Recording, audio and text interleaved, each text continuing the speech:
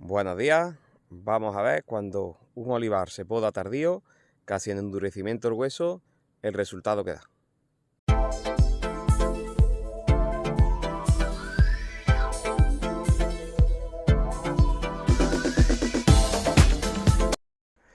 Mirad, la finca tiene ya conmigo varios vídeos, os pongo en contexto, estoy en Baena, en Córdoba, en un olivar picual de secano al 9×9. En esta finca solo llevo la poda, los demás, que el dueño que es amiguete, pues lo lleva él, y a la vista está que con muy buen criterio.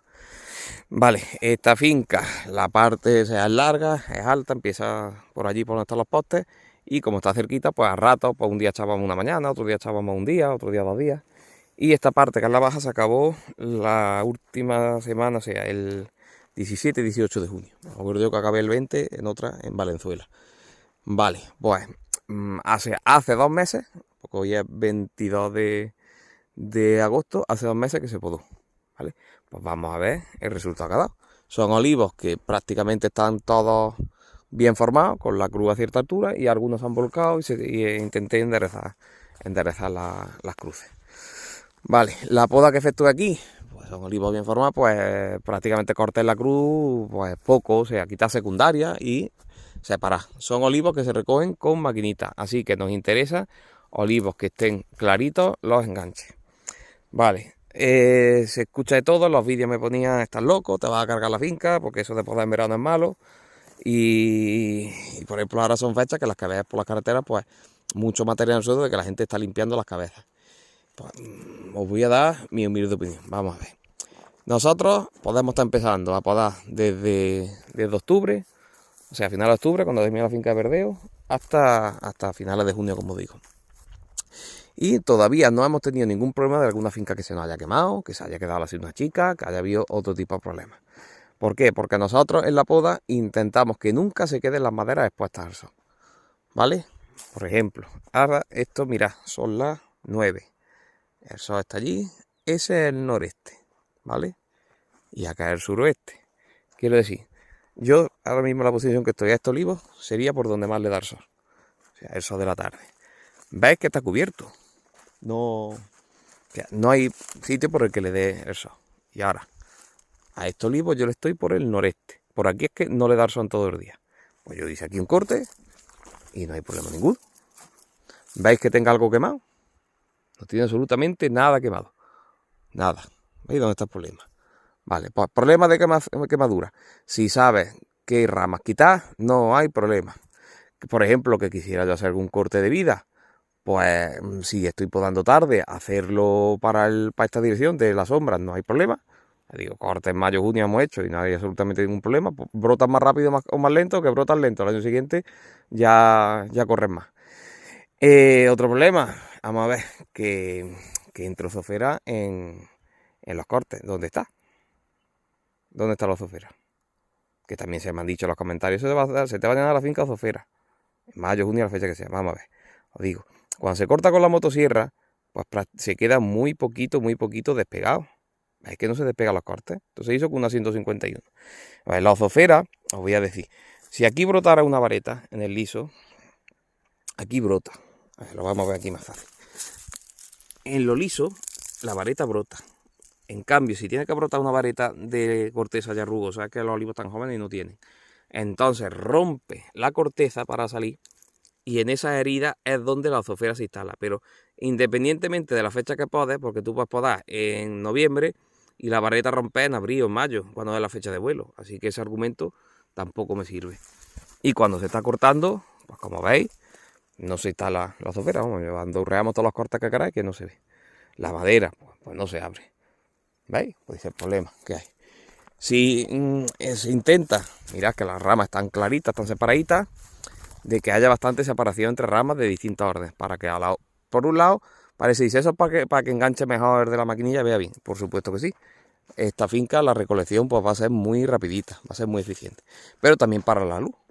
Lo que necesitamos son zonas que a todo le dé la luz, que no haya zonas opacas. Como veis, le voy dando la vuelta al olivo, no hay zonas opacas, todo tiene luz. ¿Veis? Pues, ¿qué es lo que os quiero decir? Yo prefiero hacer una poda en la fecha que sea, si tiene que ser tardía, se hace entresacando, dejando clarito el árbol, pero luego en la vida se me ocurre a mí dejar maderas expuestas al sol. Mira, todo este forrajillo. Este forrajillo la mayoría de las zonas se quita. Es que eso chupa, que eso chupa. Que vamos a ver cómo va a chupar. Vamos a ver. El olivo, el óptimo para aguantar los veranos sería esto. ¿Qué quiere decir esto? Dice máxima relación a madera, máxima iluminación y densidad de copa baja. Un olivo que lleve 3-4 años sin podarse está muy espeso y pasa mal el verano. Pero un olivo que se haya pelado y se haya dejado los palos vistos, tengo más que comprobar que no pasa mejor el verano, no pasa mejor la sequía. ¿Vale? Por eso que ese argumento tampoco se sostiene. Lo de limpiar ahora efusivamente los centros, si fueran los centros además vale, pero es que se limpian todo. O sea, este olivo, esto se limpia en la mayoría de los sitios hasta allí y lo quitan todo, ahí también. Pues se deja, yo dejé de ahí, quité las más vigorosas y el forrajillo fino se queda. ¿Y dónde está la quemadura?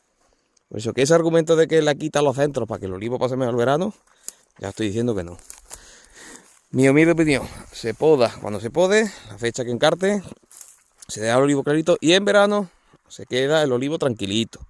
Se le quitan la vareta de abajo, las pestugas, las potreras según donde estemos y luego ya, después de la recolección se poda.